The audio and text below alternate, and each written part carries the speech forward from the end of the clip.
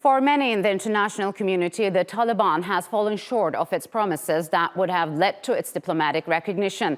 But one country is looking past those shortcomings. Earlier this month, China and the Taliban signed an oil extraction agreement. It was the Taliban's first major foreign deal since taking power in 2021 and comes amid dramatic shifts in regional power balances. Speaking during the signing ceremony, the Taliban's top petroleum officials said the deal would extract oil from the northern Sar-e Pul, Jawzjan and Faryab provinces. China, according to Taliban officials, will invest $150 million a year under the contract and will create 3,000 local jobs.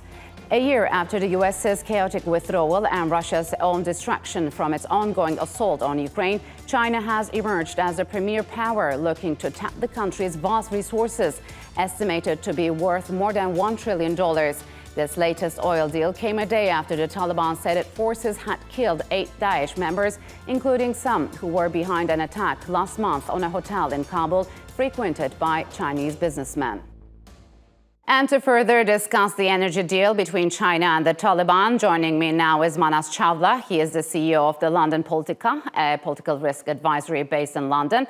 And from Prague, Anna Jordanova. She's a researcher at Association for International Affairs. A warm welcome to you both, and thanks for joining me on Straight Talk. So, Anna, could you talk to us about the significance of this oil extraction deal between China and the Taliban? I mean, how fast have things changed since 2021?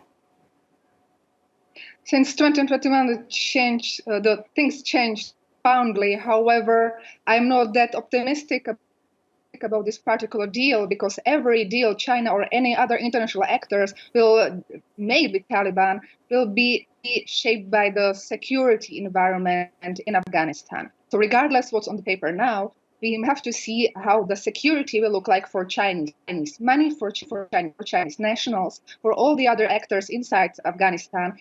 So, Manas, as Anna mentioned, how has the latest terror attack targeting Chinese citizens in the capital, Kabul, which was claimed by terrorist group Daesh, hurt the Taliban government? I mean, did it undermine its credibility?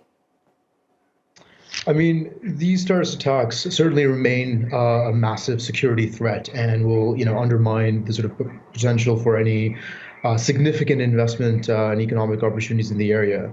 If we look at the deal that was signed about 10 years ago, it was a very similar deal, a 25-year contract with big expectations of an economic windfall. But the challenges that derailed that project were, the risk of a Taliban insurgency. And the challenges that derailed this project is the risk of security threats from the Islamic State of the Khorasan province. So effectively, it's the same problem, just a different actor. On top of that, there's significant logistic concerns still at play. And so certainly the Chinese will be looking at this very carefully in the months to come. So you believe that this latest attack could push Chinese investors to revisit their investments in the country?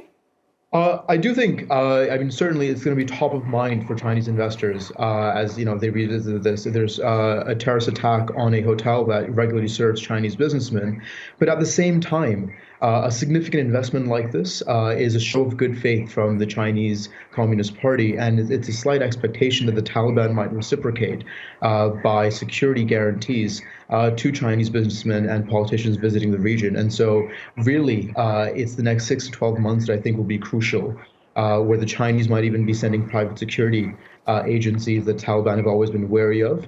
But if the Taliban can, consolidate the region over the next 6 to 12 months, that'll certainly invite more investment in the future. So, Anna, besides the security angle, which is, of course, very important, does this deal mean de facto recognition of the Taliban regime by China, or will it be a limited partnership of convenience? I think we have to look through the lenses of security again. Because for China, the security doesn't only mean security inside Afghanistan, it also means security of the border provinces of China, which also linked to Pakistan and Tajikistan, among others. So any step the Beijing will make in Kabul will be primarily focused on ensuring their own prosperity, their own security, their own interest in the broader region.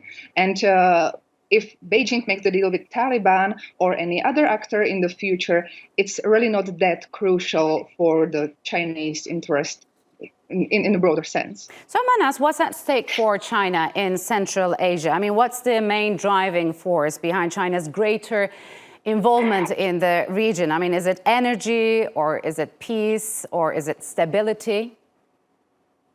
I think China's economic playbook is very straightforward. They're driven fundamentally by maximizing their investment returns, even if it's in areas that have, stark human rights concerns that'll limit Western involvement, as it has in the case of Afghanistan. And so primarily, China's trying to build these partnerships, and Afghanistan, frankly, sits at, the crucial juncture between Western Asia, South Asia, and Central Asia. All of these are regions that China, already has significant investments in. And if China can slowly bring the Taliban in its orbit of influence and use this oil project as a starting point to build infrastructure in the region, to build railways, to build really the pipelines that will transport energy, but also critical minerals like lithium, iron, and copper, that could certainly be a huge strategic advantage to China's Belt and Road Initiative. So I was just going to ask that. I mean, if this deal realized successfully, could it be the start of a bigger project like the inclusion of Afghanistan into the Belt and Road project? Because I want to ask, how important is Afghanistan for China when it comes to this particular project, Manas? I think it's critically important. I mean, one way of telling that is the fact that Pakistan and China have been discussing Afghanistan's potential entry into the China-Pakistan economic corridor, which really is the flagship project of the Belt and Road Initiative. And on top of that, I mean, it really is the sort of oil project a starting point, because once you mine the Amu Darya Basin for oil reserves, you also need a way to get it across back to the Chinese homeland. And the Chinese expressed interest in building a trans-Afghan railway project. Currently, Afghanistan doesn't really have a railway system apart from very minor installations near the border with Uzbekistan. There's also, talks about mining copper in Afghanistan's Logar province. So certainly, this plays huge advantages. As of course Afghanistan sits on possibly $1 trillion in reserves of critical minerals, and as we move towards a future where rare earth minerals are increasingly important in sort of U.S.-China strategic competition, yes, Afghanistan is an important country. So Anna, can we say China has finally managed to step in and filling the void created after the U.S.'s abrupt withdrawal from the country? Is there a geopolitical void in the region, you think? I think all the neighboring countries of Afghanistan primarily wants to see Afghanistan stable. No one, as far as I'm aware, no one wants to see Afghanistan being some dark pit of chaos, threatening basically everyone in the broader region. So I believe Afghanistan really is an opportunity for cooperation beyond the conventional geopolitical lenses, because frankly speaking, we have the same goal. All people have the same goal around. So I believe the geopolitical competition in Afghanistan is not the primary problem, neither is in Central Asia, frankly speaking, because Central Asia is also being said in the current geopolitical vacuum, but I don't think it's true. I believe Central Asia is politically emancipating and just starting managing their own things openly. So Manas, what do you think? How has the political landscape changed in the region after Russia's attack on Ukraine? Is Russian influence waning there? Russia's influence has been waning, and certainly was for many decades, even prior to the invasion with Ukraine. But as was sort of expressed in Davos, which I've been following closely this week, lots of the Western countries look at the Russian invasion of Ukraine as a central issue in international affairs. For other countries, particularly like China, particularly those in Central Asia, particularly like Afghanistan, the invasion of Ukraine is one of many important issues. And certainly, I mean, China's learning from Russia's playbook and the Soviet Union's playbook of being in the region, of the sort of maintaining this contentious balance between, maximizing economic incentives, but also balancing that with a sort of security imperatives that continue to imperil having a large footprint and being the primary player in a sort of security fraught environment in Afghanistan. So Anna, how is China's comprehensive strategic partnership with almost all of the Central Asian nations being viewed by the US and the West? I mean, could the region, as Manas earlier mentioned, become a hotspot amid the US-China rivalry? I don't think so. First, Central Asia is really a big part of the world, and all the countries, there are 5 countries, and every country has a different approach to China, different approach to Russia, and different approach to the United States. It also differs significantly in size, economy, and opportunities, possibilities how to perform international stage.